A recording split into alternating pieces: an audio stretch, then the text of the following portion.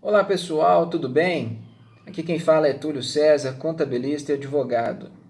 Faço esse vídeo para tecer alguns comentários com relação às atitudes que devem ser tomadas ou que podem ser tomadas pelos empregadores diante do estado de calamidade pública que estamos vivendo em virtude do coronavírus.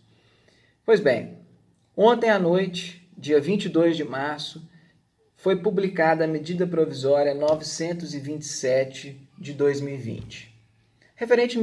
A medida refere-se a questões de flexibilização na legislação trabalhista com o objetivo de adequar ao nosso momento de calamidade pública. E alguns pontos trazemos aqui como pontos importantes da referida medida. 8 são eles. O primeiro é o teletrabalho. Segundo, antecipação de férias individuais, a concessão de férias coletivas, o aproveitamento e a antecipação dos feriados, o banco de horas, a suspensão de exigências administrativas em SST, Saúde e Segurança do Trabalhador, o direcionamento do trabalhador para a qualificação e a consequente suspensão do contrato de trabalho e o diferimento do recolhimento do Fundo de Garantia FGTS.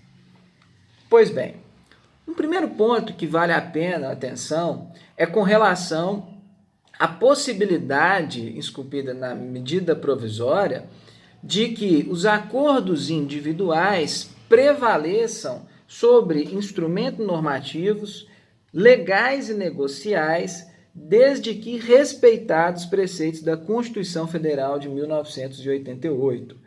Portanto, senhores, deram uma força muito forte ali para o acordo individual com o trabalhador, ou seja, para que seja analisado caso a caso, mas lembrando que respeitada todas as disposições da Constituição Federal de 1988. E aqui eu faço um ponto de atenção com relação à possibilidade de eventual redução salarial. Muitos entendem e têm entendido que ela pode acontecer somente por acordo individual entre empregado e empregador. Mas eu faço uma atenção aqui ao artigo 7º, inciso 6º da Constituição, que fala que alteração salarial, redução salarial deve necessariamente passar pelo crivo do sindicato, através de um acordo coletivo do trabalho ou uma convenção coletiva do trabalho. Portanto, senhores, para que tenhamos segurança jurídica, é importante que estejamos aí alinhados a essas questões. Redução salarial, em tese, necessitaria da intervenção do sindicato de classe. Segundo ponto, teletrabalho. Talvez seja uma das medidas emergenciais para aqueles que podem e o seu negócio permite trabalhar dessa forma, mais adequadas, que é o redirecionamento do trabalhador para a sua casa. E aí a legislação flexibilizou alguns pontos. O primeiro é que pode ser por uma decisão unilateral do empregador, não carece de ali um contrato de uma anuência, de uma axiência do empregado, ele somente deve ser comunicado com 48 horas de antecedência para que ele possa exercer suas atividades através do teletrabalho. Logicamente que a empresa deve conceder a ele a estrutura necessária para que ele possa desenvolver o seu trabalho, sob pena de ser considerado ali aquele período como tempo à disposição. De outro modo, nós temos também uma segunda disposição muito importante, que é a antecipação do período das férias individuais. Como a gente já tinha percebido, muitas empresas começaram a conceder férias para aqueles empregados que já tinham um período aquisitivo completo. Mas restava uma dúvida muito grande para aqueles que não tinham um período aquisitivo completo. E aí a legislação não permitia que se fizesse, a não ser através de férias coletivas. Pois bem, com a medida provisória, a partir de agora pode-se fazer a antecipação de férias individuais, inclusive com aviso prévio somente de 48 horas, desde que ela tenha um período mínimo de 5 dias, por ato unilateral do empregador, mesmo que o empregado não tenha completado o período aquisitivo. E aí nós temos dois pontos importantes. O 1/3 constitucional de férias, ou seja, o conhecido 1/3 de férias, poderá ser pago ao empregado, até a data de vencimento do 13º salário, da gratificação natalina. Outro ponto muito importante é o pagamento das férias, que ele foi suspenso ou foi adiado para o 5º dia útil do mês subsequente ao início do gozo de férias. Portanto, aqueles empregados que entrarão em gozo de férias no mês de março poderão receber suas férias até o 5º dia útil de abril, e assim sucessivamente. Agora, um outro ponto de atenção são as férias coletivas, que duas situações a legislação nos permite. Com relação aos pagamentos, ela seguirá a mesma regra, já que a gente acabou de demonstrar, das férias individuais. Com relação ao aviso, também um aviso de 48 horas, sendo dispensada a comunicação ao Ministério do Trabalho e aos sindicatos. Mas fiquem atentos que a medida provisória não falou nada com relação aos períodos aquisitivos. Portanto, aquelas empresas que derem férias coletivas e aqueles empregados que não tiverem o período aquisitivo completo, pela leitura simplesmente da medida provisória, não estariam ali garantidos com a antecipação das férias. Aquele período que ele não teria ainda adquirido seria pela regra normal de licença remunerada. Portanto, é importante que fiquemos atentos a esse ponto. E aí nós temos também um outro ponto importante, que é o aproveitamento e antecipação dos feriados, sendo que feriado é um descanso semanal remunerado e a legislação permite que a empresa faça a antecipação dos feriados para esse período de inexistência de atividades ou de baixa atividade e que futuramente o colaborador trabalhe esse feriado.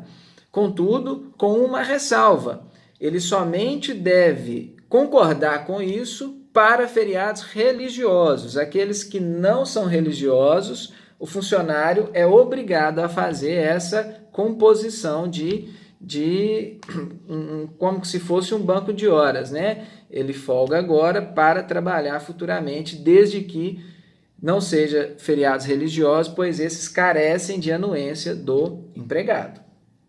Um outro ponto muito importante também, que nós temos que contemplar, é a questão do banco de horas, que através de acordo individual, mas formal, ou seja, formalizado, é importante que fique claro que tem que ser formalizado, com a possibilidade de compensação em até 18 meses, a contar do término da calamidade pública, poderá ali fazer um banco de horas, de forma que o empregado deixe de trabalhar agora para cumprir as horas posteriormente, mas seguindo duas regras. Não pode ser superior a 2 horas por dia essas compensações, e aqueles empregados que já fazem outro tipo de compensação, que a jornada é maior do que 8 diárias, ele não pode compensar a jornada de forma que ele trabalhe mais de 10 horas diárias. Então é importante que a empresa fique atenta a essas duas situações quando for querer optar pelo banco de horas, beleza? Outro ponto também importante é a suspensão administrativa com relação à saúde e segurança do trabalhador, de exigências administrativas. O que acontece? Houve a suspensão de exames clínicos e complementares e também houve a suspensão aí pelo prazo de 60 dias, tá?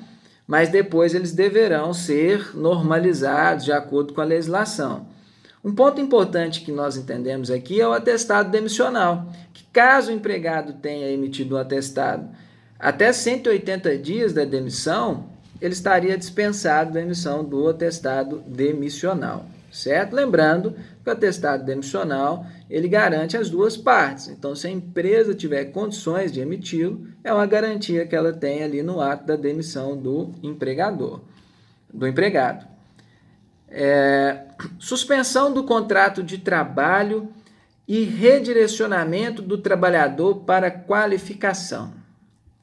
É uma prerrogativa que a medida provisória deu às empresas, que elas podem até 4 meses deixar seus empregados fazendo cursos ou programas de qualificações profissionais e nesses 4 meses o contrato estaria suspenso, inclusive os pagamentos de salários e encargos.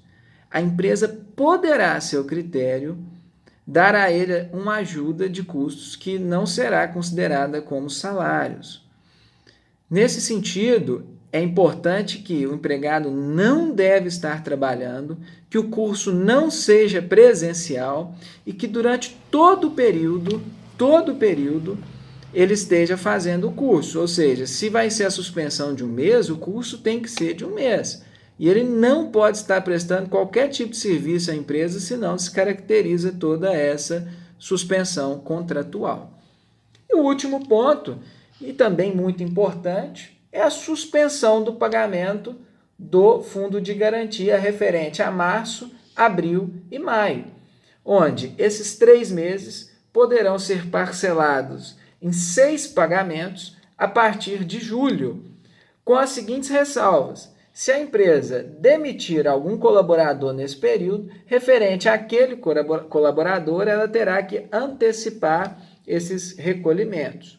No mais, em breve resumo, em apertada síntese, essas são as disposições que vieram na medida provisória 927 de 2020, e aí cabe a cada empresa entender o que se encaixa melhor nas suas condições, para que nós possamos aí dar continuidade, expedir os termos necessários, enfim, toda a documentação para que fique tudo resguardado. Muito obrigado a todos, espero ter esclarecido, ainda que de forma superficial, todas as questões inerentes à medida provisória 927 de 2020. Forte abraço.